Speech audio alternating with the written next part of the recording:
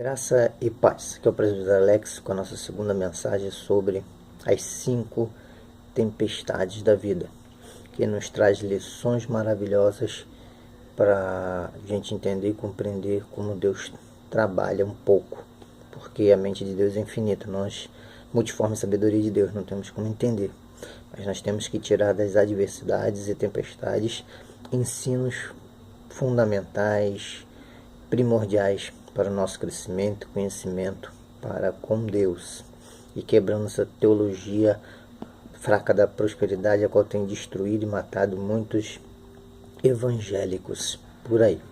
Então vamos lá, 2 Coríntios, segunda epístola a Coríntios, capítulo 5, versículo 18, está escrito assim: Ora, tudo provém de Deus, que nos reconciliou consigo mesmo por meio de Cristo e nos deu o mistério da reconciliação.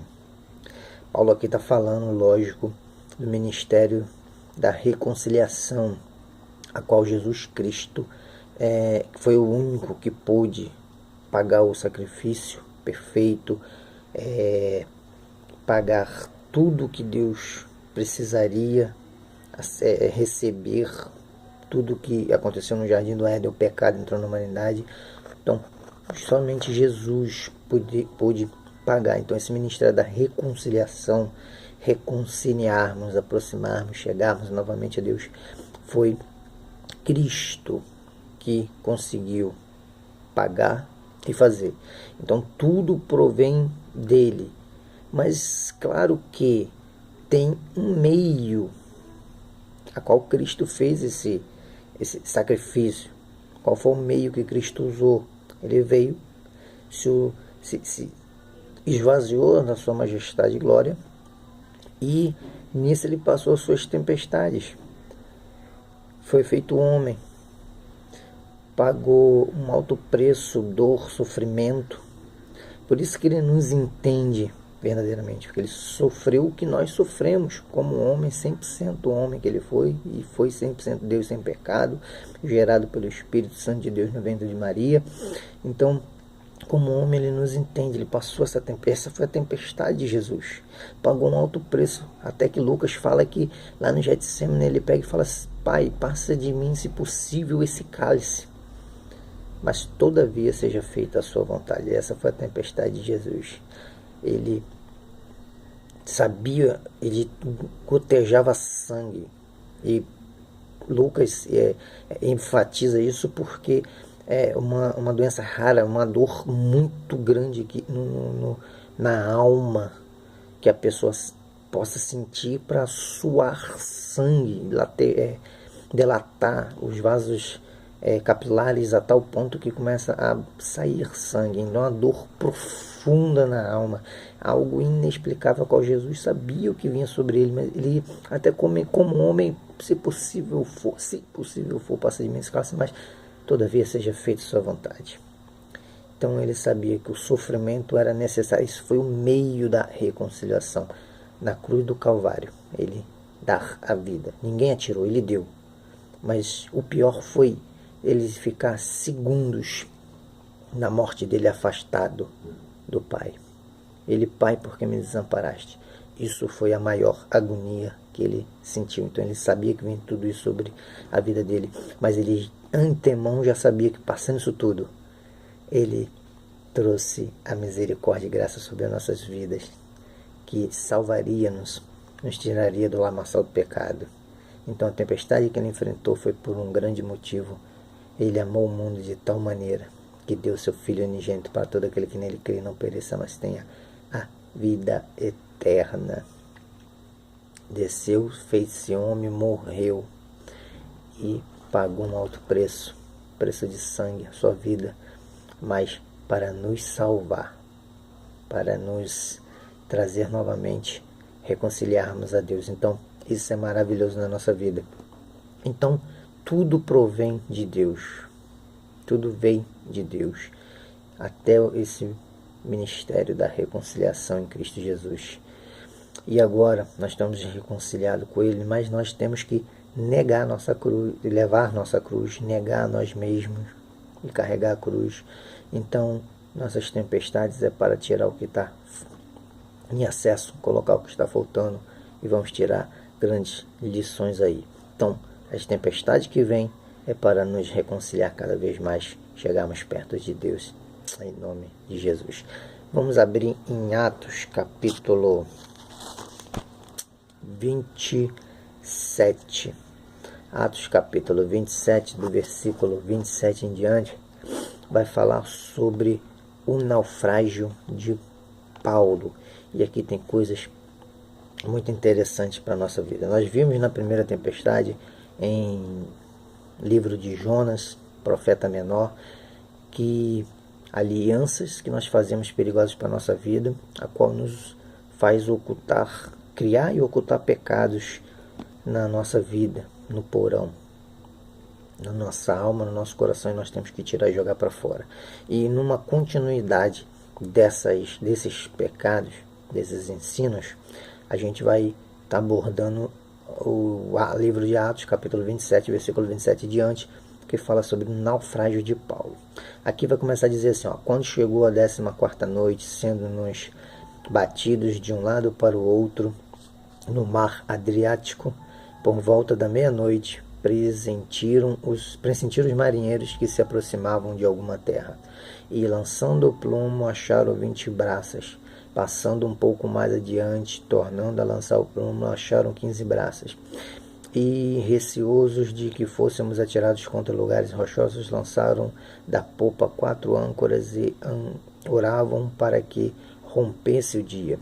Procurando os marinheiros fugir do navio e tendo arriado o bote no mar, a pretexto de que estavam para largar âncoras da proa. Disse-lhe Paulo ao centurião e aos soldados: se estes não permanecerem a bordo, vos não podereis salvar-vos. Então os soldados cortaram os cabos do bote e deixaram afastar-se. Enquanto amanhecia, Paulo rogava a todos que se alimentassem, dizendo: hoje é o 14º dia em que, esperando, estáis sem comer, nada tendo provado. Eu vos rogo que comais alguma coisa, porque disto depende a vossa segurança, pois nenhum de vós perderá nem mesmo um fio de cabelo. Tendo dito isto, tomando um pão, deu graças a Deus na presença de todos, e depois de o partir, começou a comer. Todos cobraram ânimo e se puseram também a comer. Estávamos no navio 276 pessoas ao todo. Refeitos com a comida, aliviaram o navio, lançando trigo ao mar. Quando amanheceu, não reconheceram a terra, mas avistaram uma enseada onde havia praia. Então consultaram entre si se não podiam ancorar ali o navio, levando a âncora, deixando-no ir ao mar, largando também as amarras do leme. Alcançando a vela da proa e o vento, dirigiam-se para a praia. Dando, porém, num lugar onde 2 correntes se encontravam, encalharam ali o navio. A proa escravou-se e ficou imóvel, mas a popa se abria pela violência do mar. O parecer dos soldados era que matassem os presos, para que nenhum deles nadando fugisse. Mas o centurião, querendo salvar Paulo, impediu-os de o fazer e ordenou que os que soubessem nadar fossem os primeiros a lançar-se ao mar a alcançar a terra, quanto os demais que se salvassem, uns em tábuas e outros em destroços do navio. E foi assim que todos se salvaram em terra. É maravilhosa essa passagem. Aqui vai falar nos versículos anteriores que eles começaram a ir navegando e foi piorando o mar, foi se fortalecendo a tempestade a tal ponto que começou no versículo 14. No versículo 14 vai falar: entretanto, não muito depois, desencadeou-se do lado da ilha um tufão de vento chamado Euroaquilhão, e sendo o navio arrastado com violência sem poder resistir ao vento, cessamos a manobra e nós fomos deixando levar. E no versículo, a partir do versículo 21 vai dizer assim, ó, havendo todos estado muito tempo sem comer, Paulo, pondo-se em pé no meio deles, disse, senhores, na verdade era preciso terem me atendido. Que Paulo falou para não ir, que aí era tempestade, não ia dar certo, mas eles lá, com as suas técnicas e experiências, acharam que dava para ir. Então ele falou, senhores, não me atendeu? Então vamos partir de Creta para evitar este dano e perda. Mas já agora nos conselho bom ânimo, porque nenhuma vida se perderá dentre vós, mas somente o navio. Porque esta mesma noite um anjo de Deus, de quem eu sou, a quem sirvo, esteve comigo, dizendo, Paulo, não temas, é preciso que compareças perante César, e eis que Deus, por sua graça, te deu todos quantos navegam contigo. Porquanto, senhores, tem de bom ânimo, pois eu confio em Deus, que sucederá do modo porque me foi dito. Porém, é necessário que vamos dar a uma ilha. Então, aqui, continuando, essa coisa maravilhosa. Como até disse também na primeira tempestade, Deus te chamou, Deus te escolheu, tudo tem um propósito. Ele está te aperfeiçoando, está moldando a sua vida. E Ele te deu uma promessa de fidelidade, que salvará tu e tua casa, que abençoará você poderosamente. Através de você é necessário que os seus se convertam. Então, Ele é fiel para contigo. Essa tempestade que advém sobre a tua vida, você pode tirar as lições, que as promessas de Deus são fiéis na tua vida, e isso é feito para unir cada vez mais a sua família, unir mais, se for dentro da tua casa, na tua igreja, a sua igreja não vai ser destruída. O anjo veio e falou com Paulo que aquilo era necessário ele estar perante César para pregar a palavra. E nesse trajeto até chegar lá, ele ia dar um testemunho de vida forte através de Paulo, que ia mudar a vida de muitas pessoas. Então, Deus vai dar um testemunho através da sua vida. Por isso as tempestades se levantam, por isso as dificuldades vêm, para que Deus seja glorificado na sua vida, para a honra e glória do teu santo nome. Aquele evento foi terrível. Paulo ali deu um ânimo para todo mundo. Agora imagine, pessoal, você está no meio de um barco, no meio do mar. No meio do mar são ondas para mais de 3, 4 metros de altura. Pode ser um transatlântico. Você já viu alguns filmes que passam por aí, eu esqueci o nome deles agora, mas eu já vi. Eu tenho pavor de mar, eu não entro, não vou de barco, só se for a última coisa do mundo. Não vou por causa disso. Imagina um transatlântico, uma onda de 4 metros passando por cima dele, ele vai para lá, para cá, igual uma peteca. Água caindo, entrando, caindo para tudo que é lugar. Agora imagine um barco naquela época, uma onda grande daquela, e eles não tinham um porão, mas o porão era para mantimentos, outras coisas também, não tinha como ninguém ficar lá dentro, lá embaixo, ficava mais em cima numa areazinha. Imagina aquela água vindo por cima e quase arrastando todo mundo para dentro do mar, e dificuldade de respirar, chovendo, relampeando, e água em cima, aquela agonia toda, misericórdia. Então imagine, o seu barco, a tua casa, ou a sua casa, você está dentro da tua casa, a filha conhece as coleguinhas, está com 15 anos, acha que o demônio da testosterona ataca a vida dela. Ela começa a querer namorar. A adolescência não quer te ouvir, não quer te obedecer, quer sair escondido, foge do colégio, vai para casa do namorado. Depois do primeiro namorado, descobriu que é bom, achou gostoso, sexo. Aí a onda hoje em dia, primeiro andar em sensualidade, com roupas coladas, minúsculas, para chamar a atenção, porque ela tem um corpo bonito, ela é a poderosa que pode dominar os outros. A onda, como antigamente era só o homem que podia, o homem era o mais macho se namorasse muita gente. Hoje em dia, como a mulher luta por um direito, para a mulher é a mesma coisa, então ela se auto fica degradando, ela pega e se mete num caminho pior, trazendo vergonha para si, se humilhando.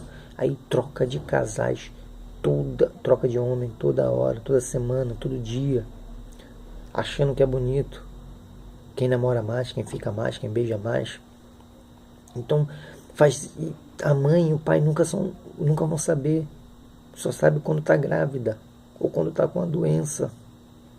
No último caso.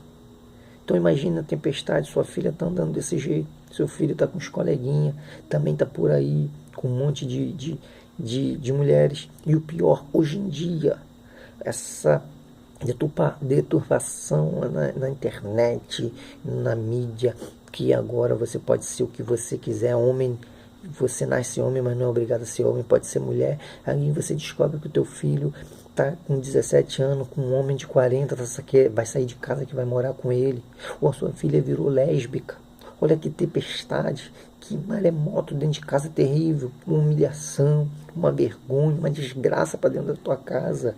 Você não sabe o que fazer, você não fica, o seu coração fica palpitando, você fica desesperada. O diabo falando que você não foi uma boa mãe, não foi um bom pai, foi relaxado. O que você está fazendo na igreja? Cadê o seu Deus? Cadê o Deus que você serve poderoso? Coloca espíritos malignos para te turbar a sua mente, querer de repente você até tirar a tua vida, se suicidar.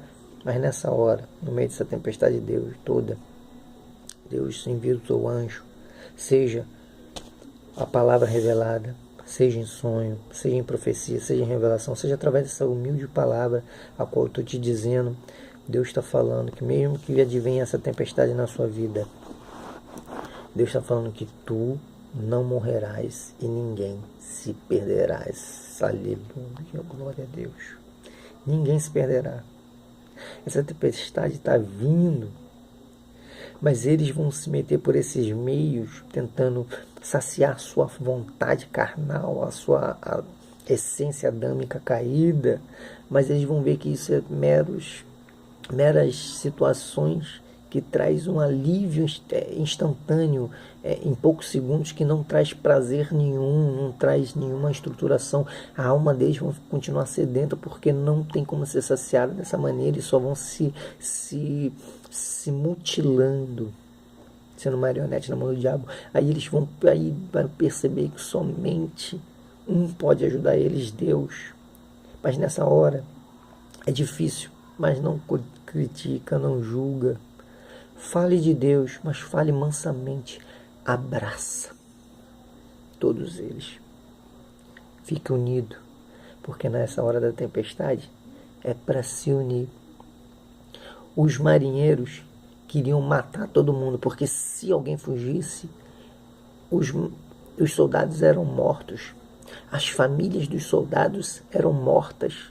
Então, para que eles não viessem ter a tua integridade e a sua família mortas, era melhor matar eles, a Paulo e os outros que estavam ali dentro, presos, sendo levados. A malícia do diabo para destruir suas famílias. Não importa os meios e os fins, desde que no final minha família esteja salva. Não. Importa sim. Eu ajudando, sendo instrumento de Deus para salvar vidas, minha família também é salva, em nome de Jesus. O anjo apareceu a Paulo e falou: ninguém se perde, fique todo mundo junto. Ninguém saia do barco, ninguém abandone o barco. Tá difícil dentro da família, tá difícil o entendimento, a compreensão, mas fique, lute, ore, jejue, peça ajuda. Estamos aí para estar intercedendo por famílias, por todo mundo, e Deus vai operar um milagre em nome de Jesus. Vai ser salvo, vai ser arrancado esse espírito maligno. Deus operará o milagre dentro da tua casa em nome de Jesus. Essa tempestade dentro da igreja é a mesma coisa. Quando acontece uma tempestade dentro da igreja, porque tem pecado escondido, gente fazendo coisas que não devem, ilícitas. Sabemos que tem joio no meio do trigo. Então Deus manda a tempestade para que aqueles que não têm fé, não têm certeza, não têm convicção, está com essas coisas escondidas, se eles amam mais o pecado e não tiram isso da vida deles, eles vão sair. Mas quem sai nunca sobrevive. Deus falou que somente quem fica dentro do barco, somente quem tem fé, Deus pega e opera o milagre na vida deles. Paulo alimentou aquele povo. Alimente os seus, dê palavra de ânimo, dê palavra de salvação. Abrace e demonstre o amor, o carinho. Você ama o seu filho, você ama as pessoas, não ama o pecado. Você fala que ele está errado, mas que Deus tem algo maior na vida dele. Deus operará o milagre em nome de Jesus. Então Paulo ficou ali. Aquilo ali foi, nessa tempestade, uniu a todo mundo. Diz que o capitão do navio não concordou com a malícia dos soldados, porque queria ajudar a Paulo. Deus está no seu comando, na sua vida. Ele já deu uma mensagem que vai te ajudar. E nisso, aleluia, você tem o seu pastor, você tem presbíteros evangelistas, você tem pessoas que intercedem por sua vida. Não queremos que ninguém morra, e Deus vai operar milagres em nome de Jesus. E ali a tormenta foi grande, mas o barco teve que ser destruído, jogou tudo fora. Coisas escondidas não tem como ficar pecado no meio do arraial de Deus. Não tem como.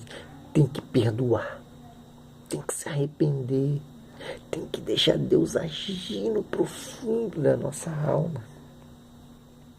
Não podemos deixar as picuinhas da vida, as maledicências, concupiscência da carne, dos olhos, nos devorar por dentro, nos destruir.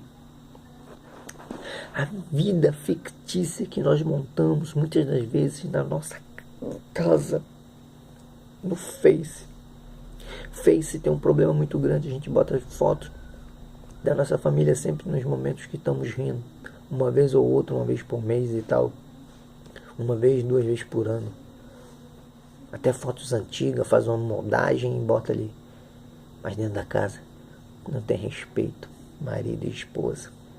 Não tem respeito para com os filhos. Não tem amor. É tudo ilusório. Tudo mentira, traindo um ao outro, defamando, humilhando na frente dos outros, sendo ignorante. Não tem paz, amor, respeito, longanimidade, benignidade, mansidão, fé, temperança. Não tem nada disso. Não adianta. Face, a gente faz uma reputação, nosso trabalho. Fingimos uma coisa que não somos. Quer conhecer uma pessoa? Olha o zap dele. Porque zap é só ele e a pessoa. Se você pegar, vai ver a verdadeira pessoa que ela é. Face é para todo mundo ver, então a gente monta uma reputação que não é nossa. Deus, quando traz a tempestade para a nossa vida, é para que essa vida de mentira e ficção seja destruída. Nos una cada vez mais. Porque só as brasas juntas que pode haver fogo. Somente através da união, quão bom e suave é que os irmãos vivem em união, que aí vai ter o verdadeiro Deus, o Espírito Santo de Deus no meio da igreja. Então, em nome de Jesus, que venhamos entender que essa tempestade veio para nos unir, para nos juntar cada vez mais, para tirar o resto que está ainda escondido e nos atrapalhando. Vai ser tudo destruído. A mentira na nossa vida vai ser destruída. A falsidade vai ser destruída. A maquiagem vai ser destruída. As historinhas que nós inventamos, que nós vivemos, as máscaras que nós colocamos, vai ser tudo destruído. A hipocrisia vai ser destruída. Mas o nome de Deus vai ser glorificado na nossa vida, em nome de Jesus. Todos foram parar na praia. Chegando ali na praia, fizeram uma fogueira. E quando estavam pegando a lenha, uma víbora mordeu a Paulo. Imagine o pensamento de todo mundo naquela hora. Meu Deus, esse aí, se não está em pecado, alguma coisa está errada. Acabou de sair de um naufrágio, mas chegou aqui, vai ter que morrer. Todo mundo ficou esperando logo a morte dele. Mas passou-se horas e nada aconteceu. E quando aí começaram a ver que Deus era na vida de Paulo. E quando vão a uma cidadezinha e entra ali, o pai de um daqueles homens estava enfermo, ora por ele, ele se levanta. E todo mundo começa a dar honra a Paulo e a todos que estavam com ele. Entenda o que Deus quer fazer na tua vida. Tira todo o excesso, toda a dificuldade que está te atrapalhando. Crê em Deus. Deus vai te honrar a tua casa e a sua família. Na primeira tempestade, nós fazemos alianças erradas, jogamos as maledicências, os pecados fora. Nessa segunda tempestade, se não conseguirmos tirar tudo da nossa vida, Deus vai destruir essas mentiras e ficções da nossa vida. Mas para que o nome dele seja glorificado na nossa vida, que a presença dele seja forte, porque a promessa dele é fiel, e ele falou que tu não se perderás e ninguém que estará contigo. Então viva a palavra e Deus operará um milagre. Graça e paz.